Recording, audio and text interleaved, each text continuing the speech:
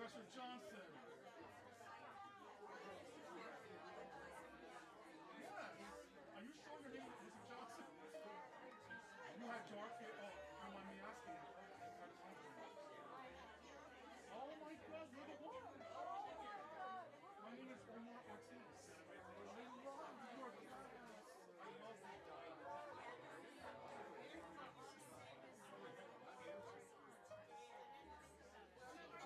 you. You have to be before 2018. I graduated in 2019.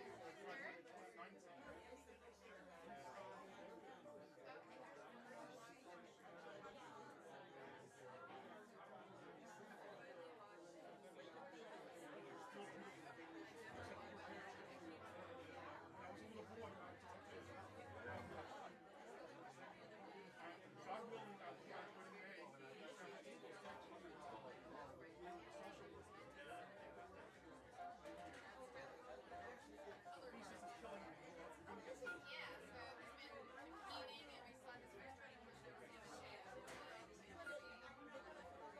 By the way, I love that Dory.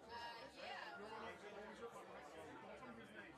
Because he's your favorite artist. I remember you sold it. I was able to see. Duchamp. Duchamp, right? But in French, Paris would say Duchamp.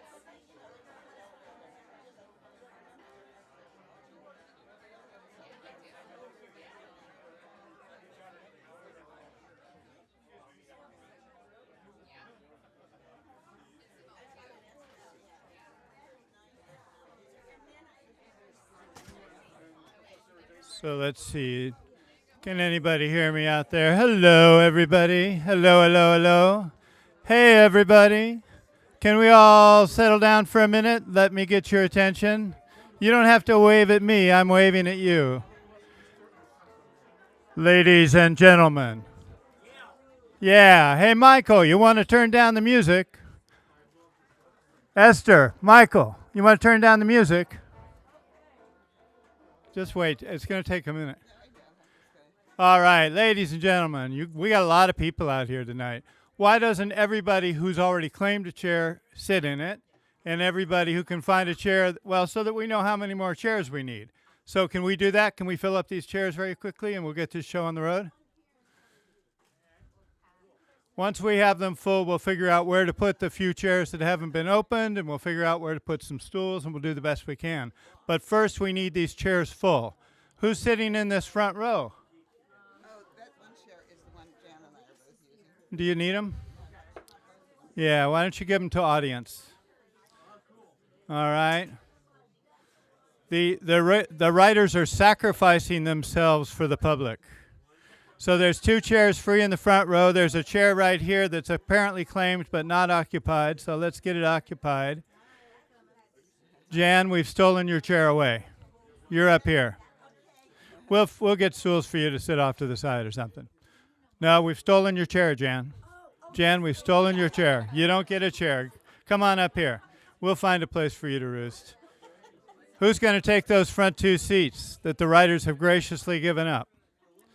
All right, that's 1 down. There's still another. Come on, you can do it. Give that woman a hand up.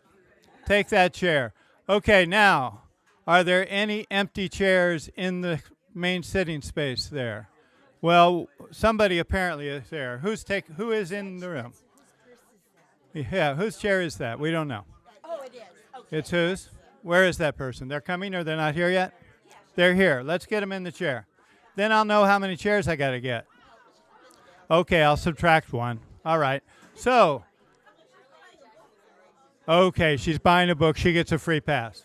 All right, so how many, ladies and gentlemen, I need your attention. How many chairs do we need yet? Can we all hush for a minute? I know you're loving to talk to each other, but if you just hang on a minute.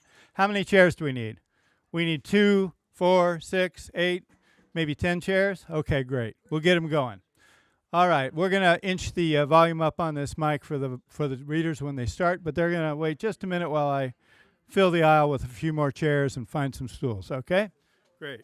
Okay, so you can now make all the noise you like. It'll be about 5 minutes before we start. All right.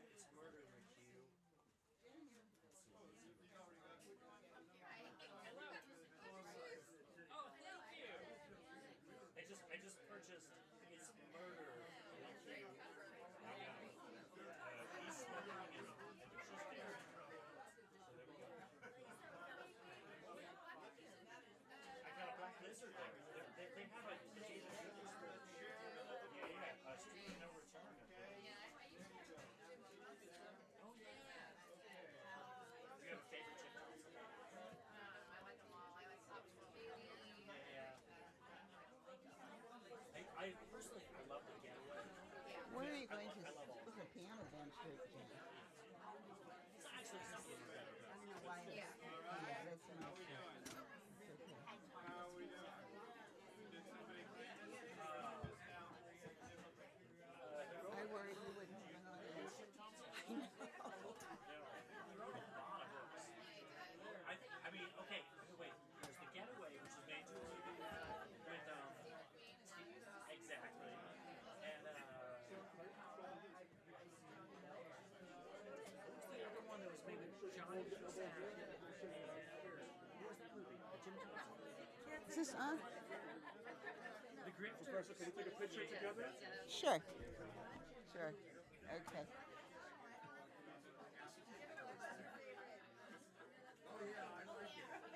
Favorite film? Kind of seven. Oh, good. Okay, thanks. Thank you, Tony.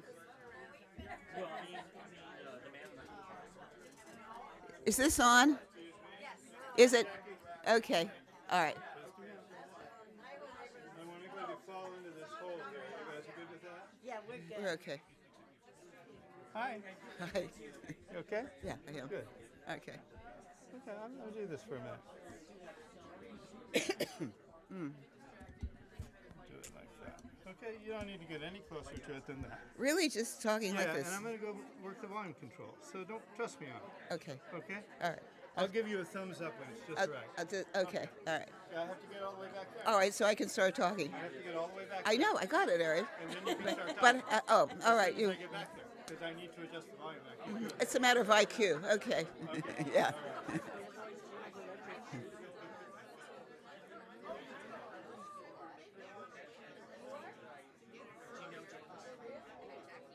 Jackie. Yeah.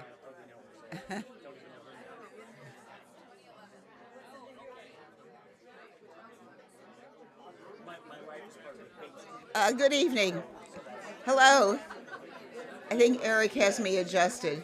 I'm Jackie Davis Martin, and I am one of the writers for this evening. And this is Jan Solish, the other writer. Yes. And the way we're going to arrange this is I, of course, am introducing myself and Jan and a little bit what we're doing, and then Jan will take over. Okay, so we're sort of dividing the time. And the time divided is that we will each read for 12 or 15 minutes. And then, yeah. And also, I had this great scheme of you jotting down notes and so forth. So I have all this notes, but I think I might forget that whole thing. So it's being a teacher. It's lesson planning. You never stop doing it. So the idea is, but this book I'm reading from, my new book of collecting short stories that I've called A Life Fictively. I want to explain the title. The word fictive, nobody uses that really. I think it's an ancient word. You do, right? Oh, good. Okay. It means fictional, right? Okay. And I picked it up because of Wallace Stevens' poem, and I write it on the back. Fictive things wink as they will. Fictive things make believe things. They wink because they're always partly true. So what I call this a life because I took stories that I had written over the years and arranged them chronologically. And, I don't expect anybody to do this, but if you were to sit down and read them all, you might be able to trace a life because characters appear, but they're all different names and everything, but there is certainly a through line here. And some of the stories are based on something that actually happened, and others are like triggered by something. And I guess the question I was going to ask you is, oftentimes we hear people tell stories or something and they say, or they tell us an anecdote, or you have one, and you think, this would make a great story, or people wouldn't believe this if they were reading it, or I should write a book. Well, I did, yeah, right, and so did Jan. So I wanted you to think of something in your life that you think is like story worthy, and it's amazing how you can go through even a day and think, this would make something interesting to talk about. This would too. So that's what we're going through. I'm going to read the beginning of two different stories. The first one is Leveling Miss Lutz. The first I'm going to read. And I'm just going to read the beginning. Leveling, meaning get her down here. Miss Lutz was crazy, the girls concluded. Everyone in their 7th grade class had to think that, except maybe Henry Osmond, who played the trombone with his cheeks puffed out. The girls would roll their eyes elaborately to one another when Miss Lutz shared, that was her word, as though they asked for any of this, a story of her visiting Appalachia or making baskets with the Navajos, or here they really stretched and managed a full head tilt, showing their incredulity, her experience of feeling a symphony in her body. She would stand straight in her skirt and blouse. She always wore skirts and blouses, and shake her frizzy hair with her shiver, reliving the effects of Beethoven's Fifth. She told the class she was only 26, as though they cared at all how old she was. And only, imagine. She had made life her classroom, she said. The girls rolled their eyes at each other again. The girls were Catherine and Leslie and Ida and Kate. They felt superior to everyone else because 2 of them, Catherine and Kate, were clearly the smartest in the class, and the other 2, Leslie and Ida, the prettiest, so they made a good foursome. They were together all the time. Once in our class, they'd been assigned to carve linoleum blocks into a design. They cleverly itched their initials into a fancy C-L-I-K. Since it was a linoleum block meant to print, they stamped their arms and legs all over with blue ink. Miss Lutz had a fit, as though it was any of her business.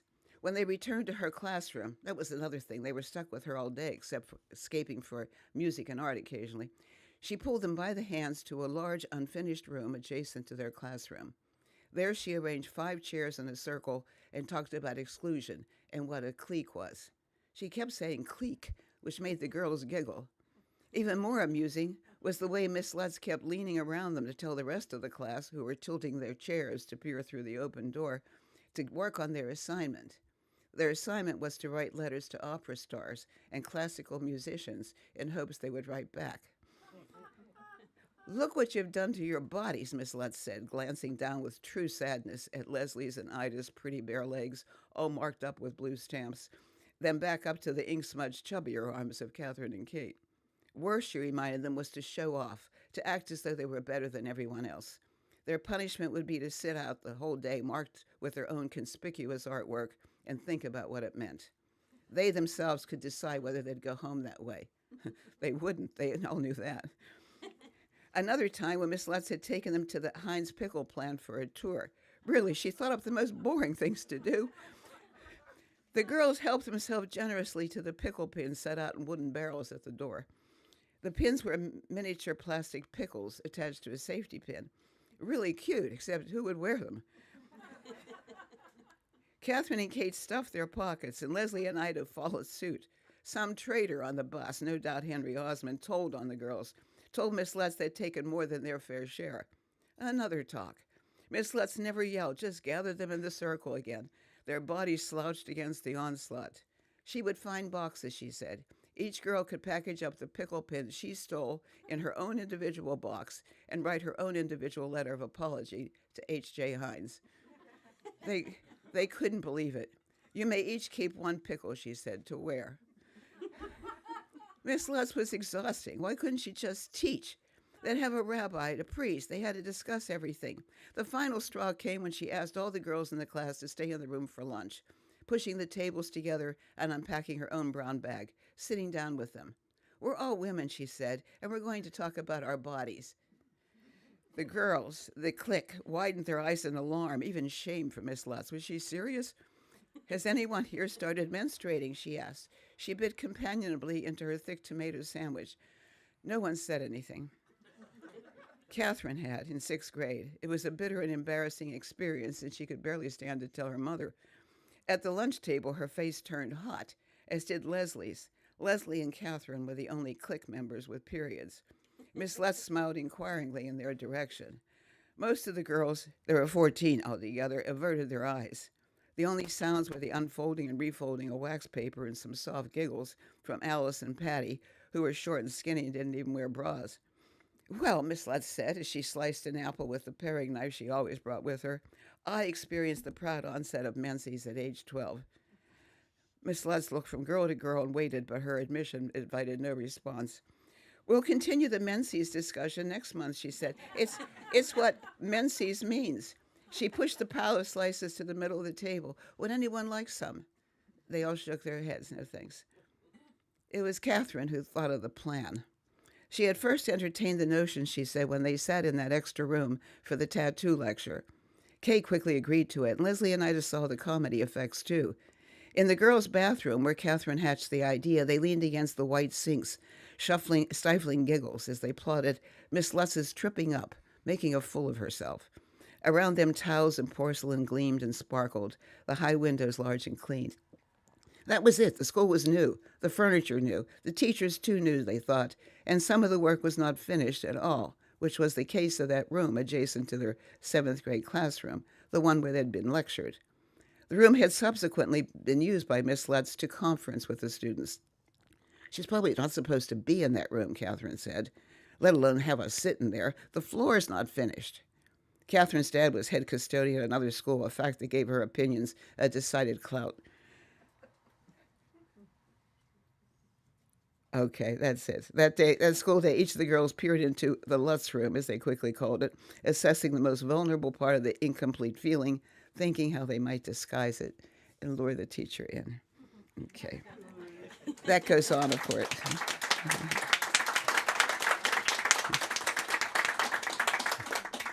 Okay. This is in a totally different vein. This is called In the Heat. Her heels were getting crusty from the Athens dust. Walking the steep rubble of the Acropolis, the sun baking the tops of their heads, Charlotte thought about her feet again and reflexively flipped her leg at the knee and looked back. Yes, her foot was uglier than it had been when she'd observed it late yesterday, her feet in the air above Neil, who had been grunting over her. He'd hate what she was thinking of was her feet. A stone, he said now. He reached to steady her.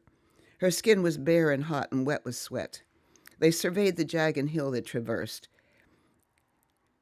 The squares of white below, the hundreds of people like themselves swarming over the hillside. Neil pivoted them to see the Parthenon. Not that far, he said. He shook his shirt tails to let in a little air. She squinted at the sun, gleaming and flashing through the distant pillars, and told him how thrilled she was at the sight. She knew he wanted her to be thrilled. And mostly she was, but she felt she was losing the capacity to thrill him. It was not good to feel tested thousands of miles from home. 3 days before, when they first arrived in Athens, they'd been greeted by a tour guide, a lively woman with thick dark hair and thick round breasts that undulated as she gestured. She was positioned at the front of the bus, and when she paused for breath, she grasped the seats on either side to lean forward, inviting the entire bus's inspection of the canyon of her cleavage. Even Charlotte was mesmerized by such a display, and Neil had mentioned it twice already. She couldn't compete in any way with the tour guide's lusty glamour. She, Charlotte, the English teacher, the one who wanted to go to Greece because of Oedipus and the Oresteia. The guide's name was Athena. Charlotte laughed when she heard it, and she had bid farewell to the group to board another bus. Her aura, however, remained. Today, along with the spaghetti sandals that invited crusty heels, Charlotte was wearing a strapless stretch jersey, so her own bosom was loosened. Her shoulders were becoming burned. After 3 years of dating, Neil admitted he had not been faithful. His confession to her of a dalliance had been tearful and dramatic, and he had begged her forgiveness. He said he loved only her. Charlotte said she forgave him. The scene, occurring just 6 months ago, had perhaps been too dramatic, alarming her with a fear that she could lose Neil, and also causing her to wonder why he was telling her such a thing, and why then. Had it happened before? She couldn't shake the suspicion that he'd shown a false contrition and would easily stray again. Let's rest a bit. Neil sank into a rock and nudged her down. This heat, how do old people manage? They'll never see the Parthenon. Charlotte looked around. I don't know, the tour buses? They can't possibly reach the top, though. Oh, she was something, wasn't she? How stupid of her to mention tours. How rude of him. Athena, he said, as though she'd forgotten. Charlotte tugged at her stretch top and stood. Shall we continue? He reached out both hands, interlocking them the way they did when they took hikes. And then it jumped on when they get to the bottom. My brain feels fried, Charlotte said. There's a stand. What do you think that says? Nydia? Neil run. Maybe an orange drink like Fanta? Last night in a taverna, they pointed to a meat dish on another table, unable to discern anything familiar on the menu. Never did recognize it. Lamb, beef, goat. Later that day, after showers, they'd try a new taverna. I'm skipping around. They decided, strengthened enough by their familiar bodies to explore the foreign once again. They ventured into an alley strung with colored lights. At the far end of the terrace of wooden tables, a folk band was playing, flutes and dulcimers, and they ordered beer and salads and bread. Charlotte grinned at Neil, swiveling on the bench to applaud the musicians, and when she turned back, Neil's arms were extended in welcome to a woman who stood in the abstract circle of his embrace. Honey, it's Athena. She remembered us from the tour bus, the first day. He moved over and patted the space next to him. Okay. Thank you. Of course, that goes on for a bit, too. So if you have any questions, I'm going to ask you, and maybe you don't, maybe you have comments, but I think I'm going to wait until the end and share all that with Jan, who is going to take over now. Okay, thank you.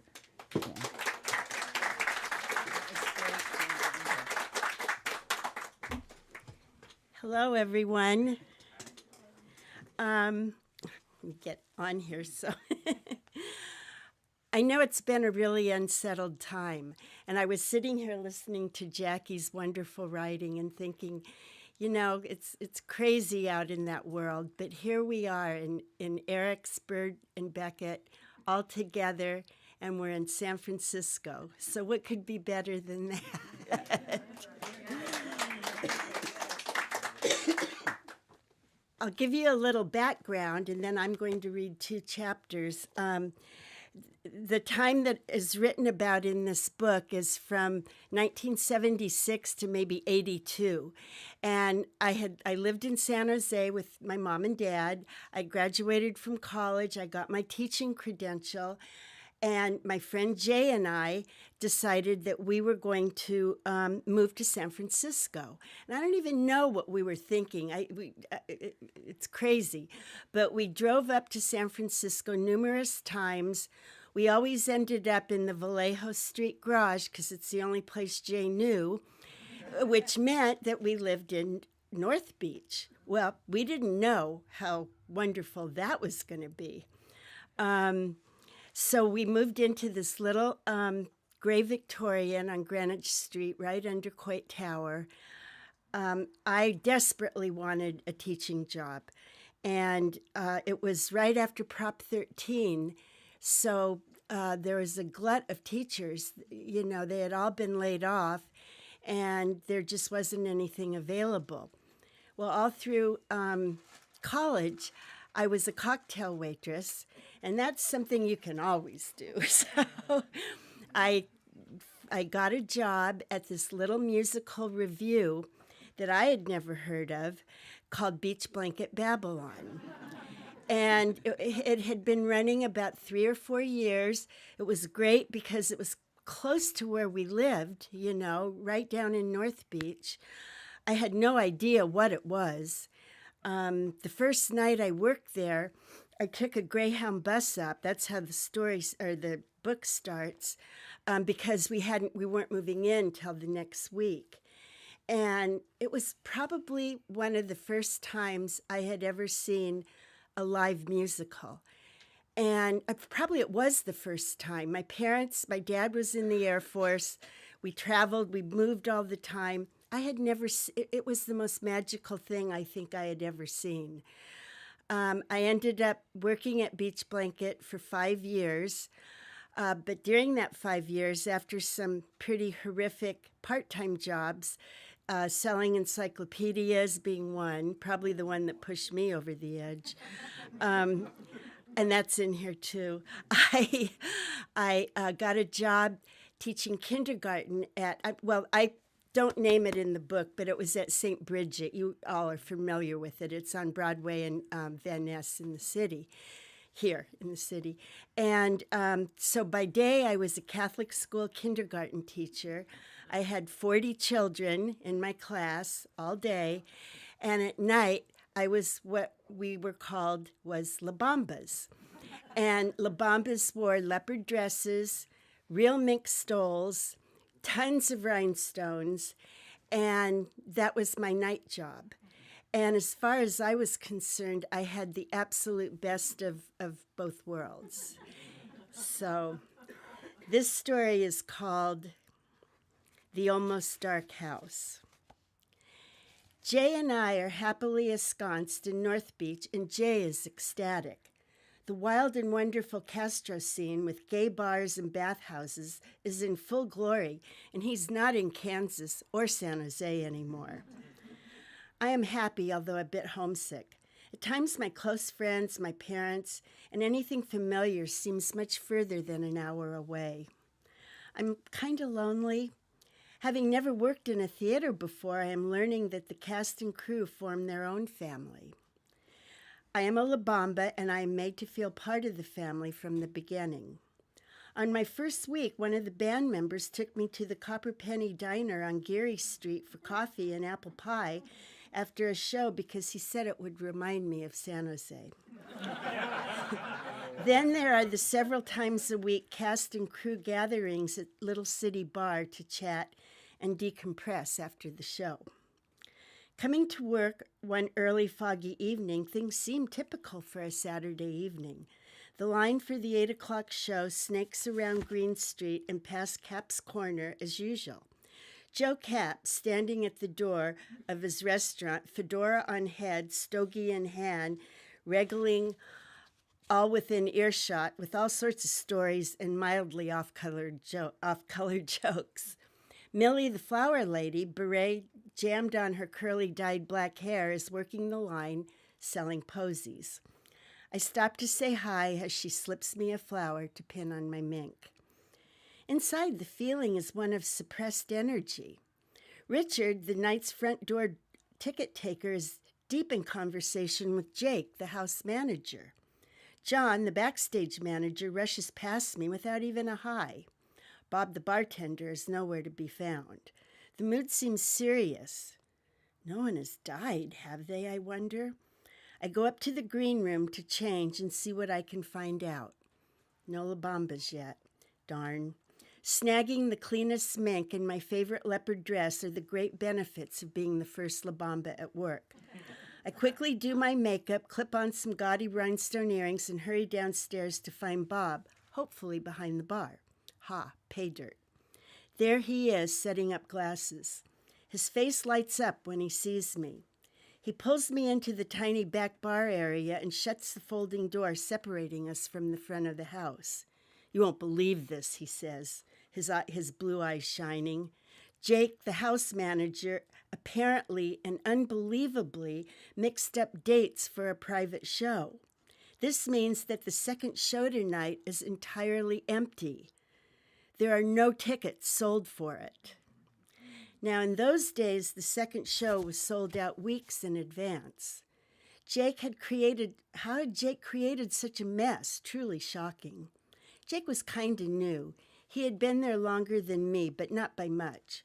What was going to happen to him, to his job, to the show tonight? Often Steve came in with friends during the second show on Saturday. It would be hard to pretend things were normal without an audience. As the news spread, the house crew went through the motions of serving drinks to the first show patrons, imagining the cast backstage is freaking out too. As soon as the 8 o'clock show started, Jake called the house crew together. I had to admire his calmness. This was the plan. Everyone not on stage will fan out across the city, giving away free tickets to the second show. We have to fill the house. Taxis are called. Shane, who works in the box office, and I are assigned together. Shane is the star, Snow White's boyfriend, but that doesn't stop all of us from having a mad, unrequited crush on him. He is adorable. Wild curly brown hair, blue eyes, and a smile that could stop traffic. This is going to be fun. And to add to the fun, Jake gives us the most challenging and rewarding assignment, the Castro. Many of BBB's most fervent fans are from that part of town. I was honored. Of course, we all have to look like we represent Beach Blanket Babylon. Since I'm in a leopard dress and a mink stole, I am okay. Shane dons one of the dancing Christmas tree costumes from the holiday show. We are given a large envelope full of tickets and we're on our way. Now, in your entire life, you cannot be more popular than this. Being dressed as a floozy and a Christmas tree in the Castro on a Saturday night in the late 70s with free BBB tickets in the Elephant Walk bar. The taxi let us off in front of the Elephant. We are immediately recognized as part of the BBB show and surrounded by an enthusiastic crowd of adoring men. What could be more fun for a single girl on a Saturday night? However, Shane got a little bit more attention than I do. How many gifts do you have hidden under that tree? Can I see your Christmas balls? We give every single ticket away within minutes. After reminding the group of happy, handsome men that the show is tonight, in a few hours, we dive into our waiting taxi for the ride home. No one wanted to see my presents, I say to Shane, somewhat poutily. "Ah, Jan," responds Shane, patting my back sympathetically, then adding, "I was scared of an empty house. Now I'm more worried the show will be oversold." Let me tell you about the audience that night. The cast said they will never forget it. There are dead audiences, rarely. They don't get the jokes and bring everyone down. They don't clap at the right places. They sit ponderously as if they're watching a drama. This most certainly was not a dead audience. I actually remember that night someone actually jumped on the stage and started dancing. Oh my gosh, the house was filled. Steve did show up with some of his society friends. We La Bambas aren't worried about Steve. We are a little worried about the San Francisco socialites accompanying him that night. They make us nervous on a normal night. I think, oh, why couldn't it be Armistead Maupin or Wilkes Bashford? They're fun. The audience goes wild. Most of the crowd had been drinking well before the show. I recognize a lot of guys from the Castro there, thanks to Shane and me. They are enthusiastic when sober. This night, they were over the moon. One of the cast members says later, "We were told not to expect an audience, then to expect one. We couldn't imagine what was going on in the front of the house." All turns out well. Jake doesn't lose his job. The show goes well, the most important thing in Steve's eyes, and everyone has so much fun. As I am learning, that's what Beach Blanket Babylon is all about.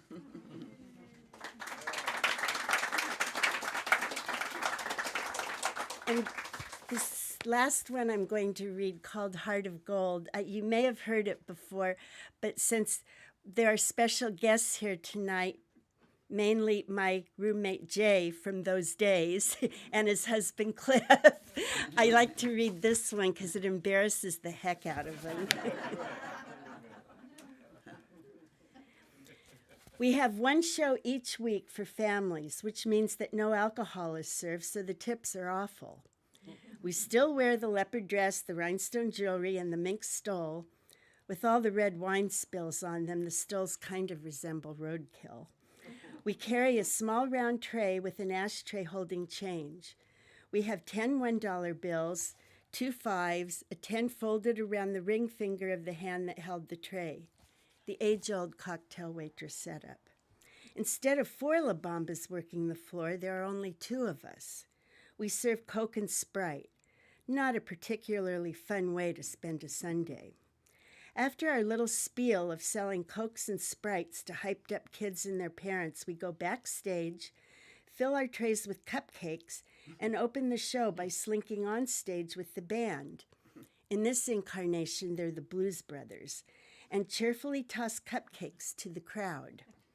The opening involving La Bambas was extremely short-lived.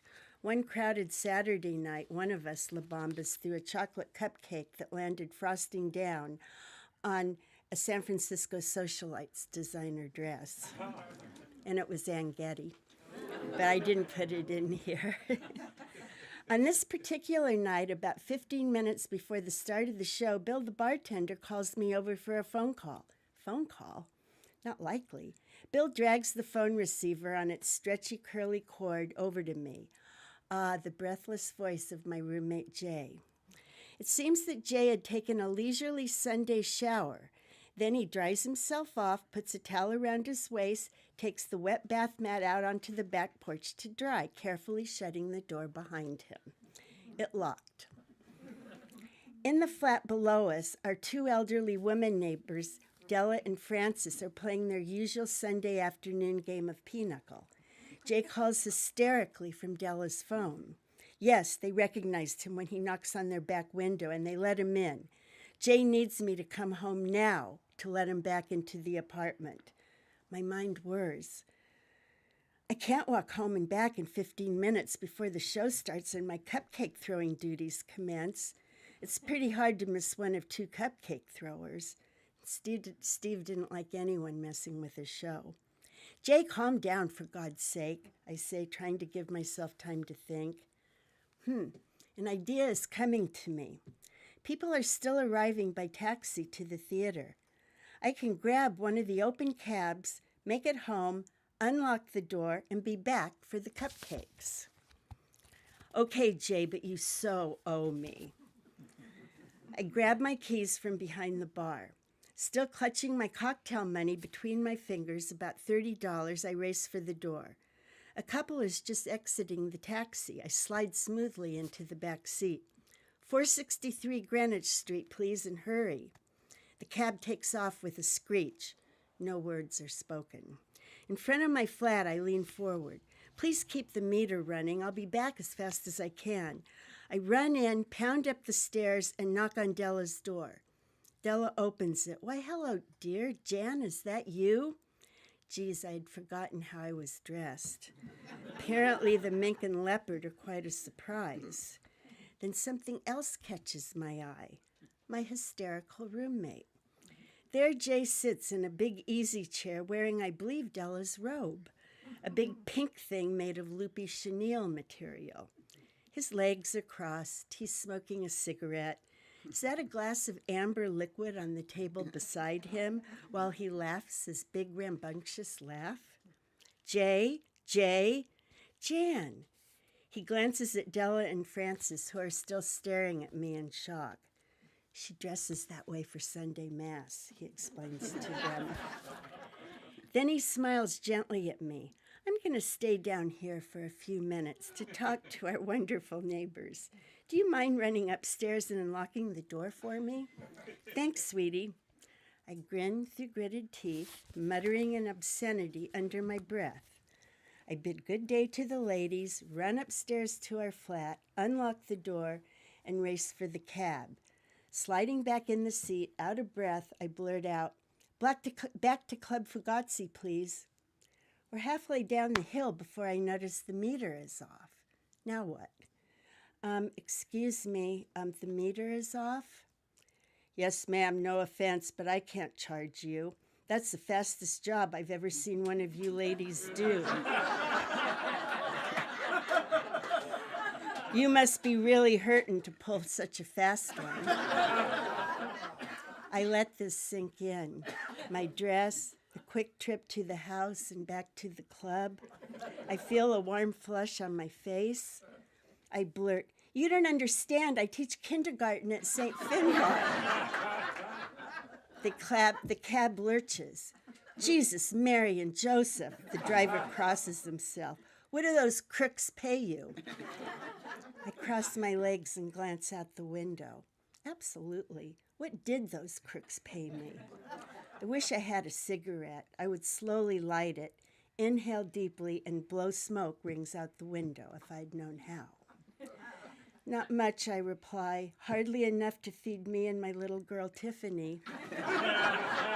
I am enjoying this far too much. We arrive back at the club far too quickly. As I get out of the cab, I slip a $10 bill from between my fingers, flutter it onto the seat next to him, and wink. Here, darling, and God bless. says the prostitute with the heart of gold.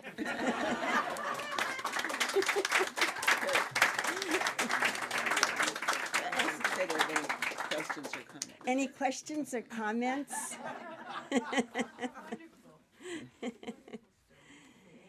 It was a good time, those days. It was a really good time. And Okay.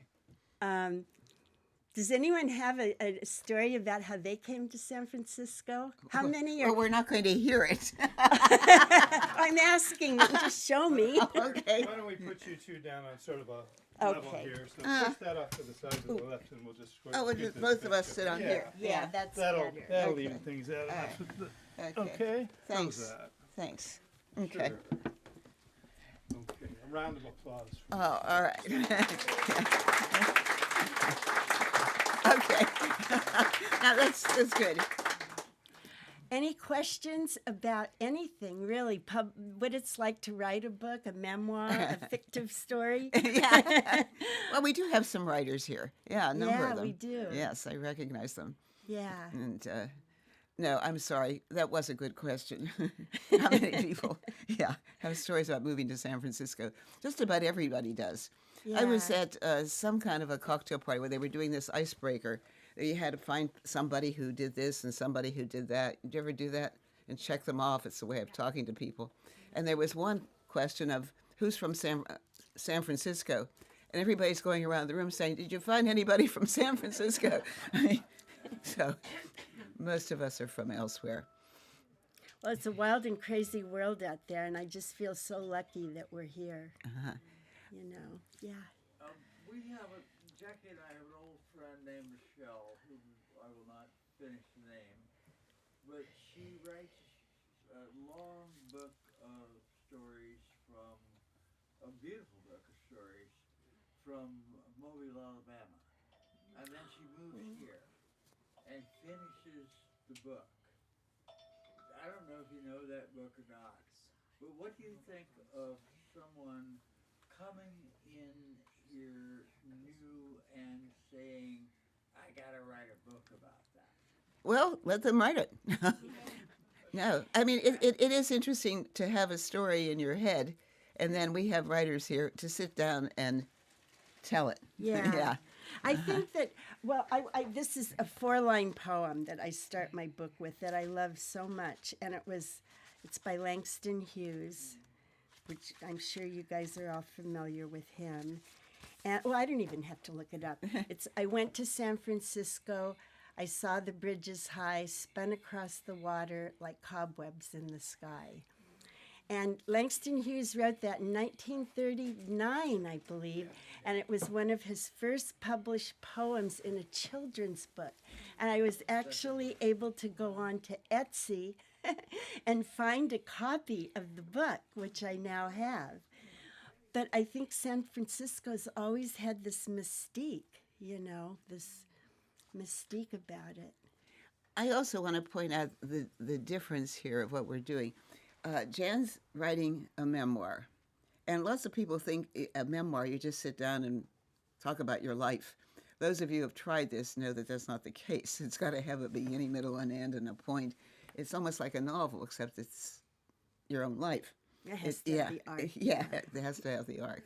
So but you do have to start with something. And you're right, people do have these stories, which is what I started out saying. People have stories that they want to tell. We tell each other stories all the time. We start with, you wouldn't believe what happened to me on the way over here, and that sort of thing. Yeah, so I guess, to me, the whole interesting thing is to try to sit down and shape it into something that somebody else might want to read about. Mm-hmm. And I know we have writers in here, so I don't know if you have any questions about writing or whatever. Elise? I was just going to say that I'm delighted that both of you have such humor running through your stories and your narratives. I mean, it's just wonderful.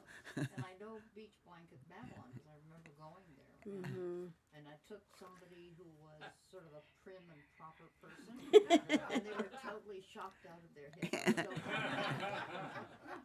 So it was a lot of fun. Yeah. Yeah. Yeah.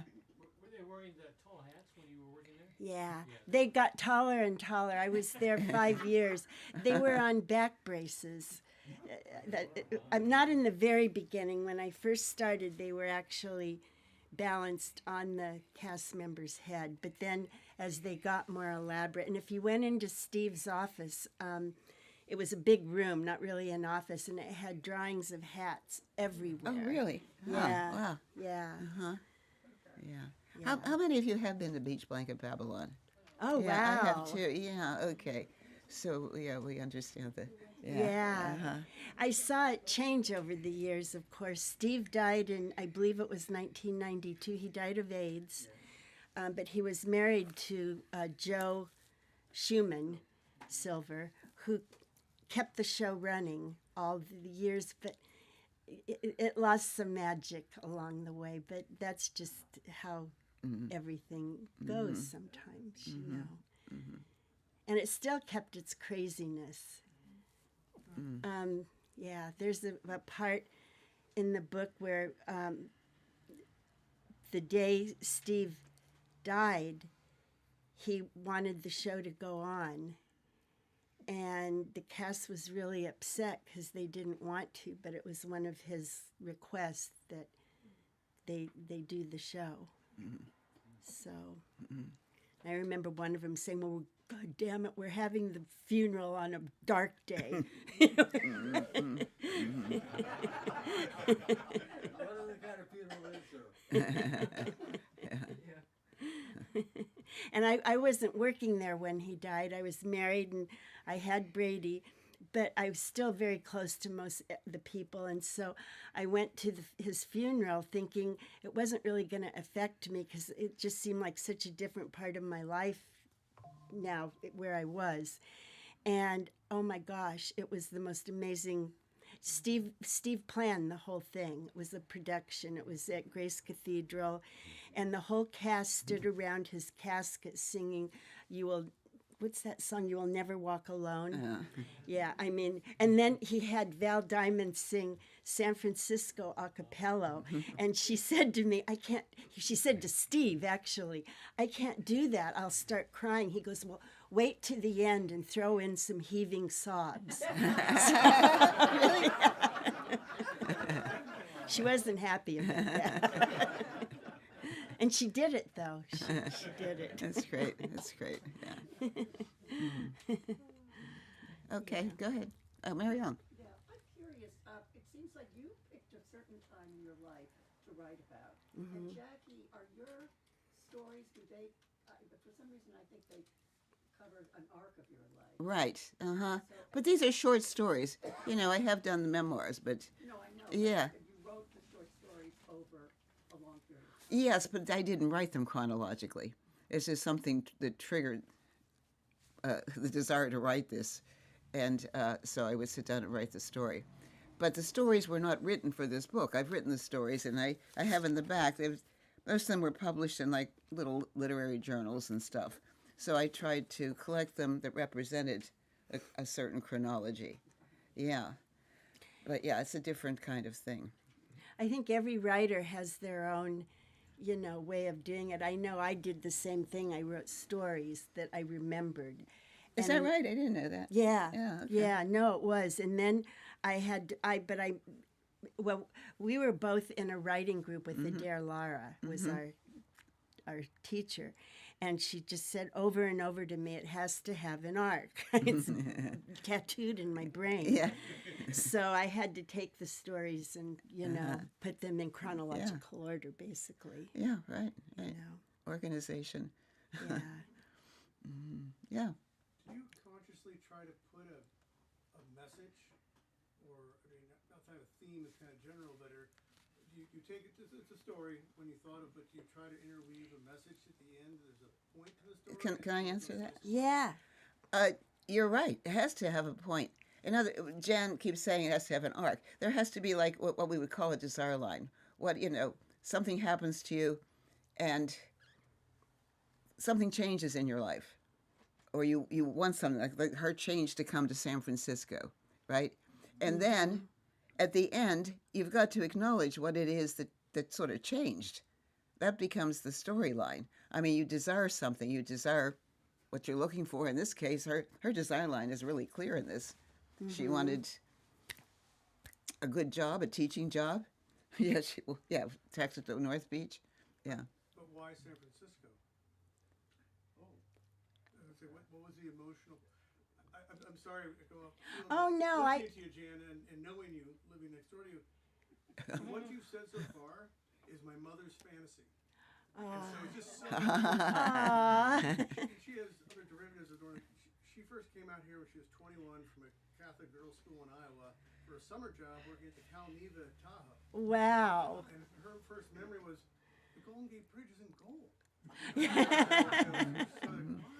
But it's funny, I think back to myself having come here. I came from Kansas. And it's like, is it just because that was always her fantasy? And she actually came out here for a couple summers because her fantasy was to be a bag lady. So she was a writer. She wrote a story about a bag lady at the St. Francis lobby. So, anyway, but it's so cool listening to you because she was also a Catholic school teacher. Yeah, yeah. Well, I do you remember what where's Jay? Oh, do you remember what our reason was to move? We just wanted to get away, right? Well, what we really wanted to do was move to Europe. Oh, that's right. Yeah, I had made my first visit to Europe, and I fell in love with Barcelona, and it's a lot like San Francisco. It has the hills, and it has the ocean, and it has the whole bohemian art thing going, and every time I went to San Francisco, I felt like I was home, and it's just something about this place, you know. And maybe you don't know what you're looking for when you start. You just you just want something. You want change. Yeah. And what you find is you become a La Bamba. A very proud La Bamba. I have two questions for Jan about your story. So first one is when you were working as a school teacher and also working at Beach Babylon, did any of the school children's parents show up at the show? No. And let me tell you, that's written about in here. You'll read about that. That was my biggest fear. In fact, Steve decided to take Beach Blanket Babylon to the beach because every year he'd kind of change the theme. And he wanted us La Bambas to wear bathing suits. And we had 50s bathing suits. I mean, they weren't bikinis or anything, but I quit. I went to Lou, Steve's father, Lou, who was another old North Beach man with the stogie. I went to Lou and said, I quit. I can't do that. I said, what if one of my parents comes? And so he made me a cashier, and all I had to do was wear jeans and a mink stole and sit behind the register for that year. Good. Yeah. The second question is when you were talking about throwing cupcakes into the crowd, so would you guys, when you look out to the crowd, do you only throw it to people who, have their hands up, want to catch a cupcake? Or do you sometimes think like, I'm going to mess with that person. I wish I could say we did that, but we didn't because you couldn't see who they were. Yeah. And it was Angetti, and it was a chocolate cupcake, face, frosting down on. What are the odds of their landing upright? I mean, you're throwing. Yeah, we were blindly doing it. I know. It didn't last long. I'll tell you. Anything else you could? Jane. To Jackie. How did you decide what stories to include? Yeah, that's a good question. I guess they were ones that I liked. Okay, and they represent certain periods of my life. For instance, that little clip that I read. I was in a seventh grade class that had a teacher who was always doing this stuff, and we weren't taught it. We never went to the extent that these girls do. I mean, how much can you actually remember specifically? But you remember lots of stuff. Like I remember the pickle pins for one thing. That's great. But the that rest was of so good. the rest of the stuff making up the unfinished room and what they do to this woman. But she always had something going. Fortunately, when I was like 21 or 22, I ran into this teacher. She quit after that year. And, and I thanked her. It was one of the most, she was one of the best teachers I've ever had. She taught us everything. She had us doing music in the opera and building Parthenons and learning about brotherhood. We were so upset because she brought in a rabbi and a priest and a minister, and she had them talking about it. We're, oh, God, does this ever stop? Why can't we just... But I didn't know. She must have known what she was doing. And I think I made up the discussion about periods and so forth. But that was great. That seemed typical of what she would do. But it just shows you the perspective. Anyway, that's Jane. I just like thinking about that particular era. The other thing is that I'm guilty of keeping journals my entire life, and every so often I'll get out one and peek at it, and I think, oh, you know what? I remember that. I might be able to fashion a story around that. I remember the emotional thing. Yeah, so I put them in chronological order, in the order in which they're set. Like their setting. When Thanks. I'm writing a story, it's more stream of consciousness. I just pretend like I'm telling it to somebody. Well, that helps too. That gives you a voice. Yeah. And then, of course, you have to do a lot of work after that, unfortunately. Yes. Question. I'm wondering if any of your short stories are excerpts from longer works. No, they're complete in themselves. Okay. Yes. I have written longer works, but they're not. Yeah. No, each one of them. I've enjoyed so many short stories that I've read in the New Yorker, only to discover later that these stories are actually an excerpt from some longer book. And I've enjoyed the longer books too. So. Yeah, that's nice. Oh, you wanted to buy one of my books? Okay. Did you bring any? Okay, well, we have wine there and snacks and everything. Thank you so much. We and really thanks appreciate to it. Eric. Yeah, so, Give a big hand to Eric, too. yes. And please mingle a bit. We're here, we'll mingle, etc. Okay. Thank you all. Jim, you have a question? Oh, okay. All right. Yeah, you were great. Oh, is he looking at the birding book? I was looking at that one, too.